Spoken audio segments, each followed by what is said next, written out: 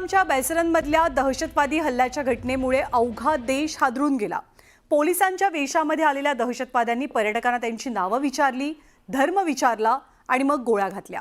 हल्ल्यानंतर बैसरनमधनं दहशतवाद्यांनी शेजारच्या जंगलातनं पळ काढल्याचं कळतंय। या भ्याड हल्ल्यानंतर देशात संतापाची लाट आहे। तर दहशतवाद्यांना शोधण्यासाठी सुरक्षा दलांकडनं सर्च ऑपरेशन सुरू करण्यात आलंय। यासाठी सुरक्षा दलांनी संपूर्ण पहलगाम आणि आसपासच्या परिसरासह एलओसी भागात हे ऑपरेशन राबवलंय। विशेष म्हणजे प्रत्यक्षदर्शी पर्यटक आणि स्थानिकांच्या मदतीनं दहशतवाद्यांची रेखाचित्रही तयार करण्यात आली आहे। या दहशतवाद्यांचे फोटो सुद्धा न्यूज 18 लोकमतच्या हाती लागलेत। आसिफ फौजी, सुलेमान शाह आणि अबू तलह यांचे हे फोटो असल्याचं कळतंय। यातले दोघे जण स्थानिक आहेत तर 2 जण पाकिस्तानी असल्याचं बोललं जात आहे। या दहशतवाद्यांचा सध्या कसून शोध सुरू आहे।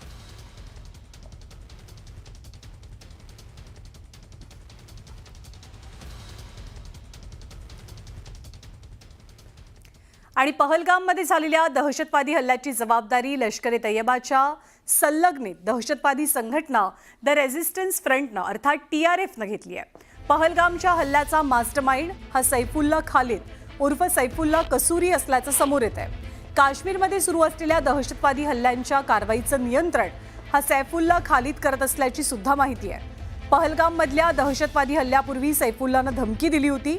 जम्मू काश्मीरमध्ये दहशतवादी हल्ले वाढतील अशी धमकी होती आणि हा हल्ला करण्यासाठी त्यानं 5 ते 6 पाकिस्तानी दहशतवाद्यांना काश्मीरात पाठवलेलं। काही दिवसांपूर्वी तो स्वतः जम्मू काश्मीरमध्येही आला होता। 2 फेब्रुवारी 2025ला खैबर पख्तूनवामध्ये झालेल्या एका बैठकीत सैफुल्लानं भारताविरोधात प्रक्षोभक भाषण दिलं होतं।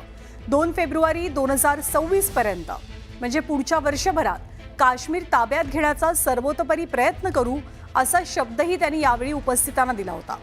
आगामी काळात आमचे मुजाहिदीन तीव्र हल्ले करतील अशी धमकी सुद्धा त्यांना दिल्याचं कळतंय।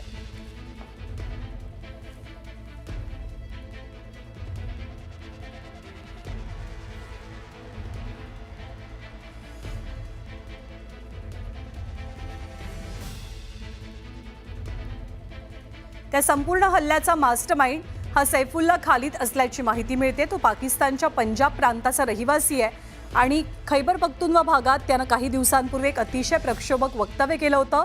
2026 पर्यंत काश्मीर हे आमच्या ताब्यात असेल असंही त्यानं म्हटलेलं होतं आणि त्याच अनुषंगानं हा हल्ला झाल्याचं बोललं जात आहे।